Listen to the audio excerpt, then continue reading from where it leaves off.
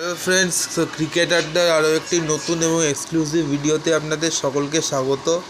তো এই ভিডিওতে আমি আর কি মানে ভারত, বাংলাদেশ, পাকিস্তান এবং আফগানিস্তানের একটা কম্বাইন্ড প্লেইং 11 বানানোর চেষ্টা করব।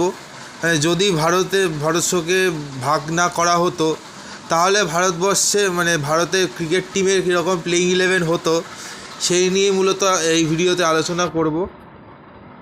তো ওপেনিং করবে রোহিত শর্মা এবং তামিম ইকবাল, 3 নম্বরে বিরাট কোহলি, 4 নম্বরে বাবর আজম, 5 নম্বরে MS ধোনি ক্যাপ্টেন, 6 নম্বরে সাকিব আল হাসান, 7 নম্বরে রেখেছি হার্দিক পান্ডিয়াকে, 8 নম্বরে রশিদ খান, 9 নম্বরে জসপ্রীত বুমরা, 10 নম্বরে মুস্তাফিজুর রহমান এবং 11 নম্বরে মোহাম্মদ আমির।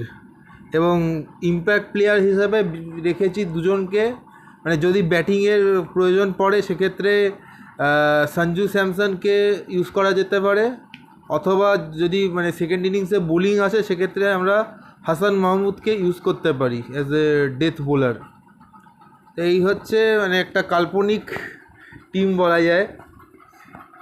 তো ভিডিওটি কেমন লাগলো জানাবেন, এবং ভালো লাগলে সকলের সাথে লাইক শেয়ার করে দেবেন, এবং চ্যানেলে নতুন হলে চ্যানেলটিকে সাবস্ক্রাইব করতে ভুলবেন না।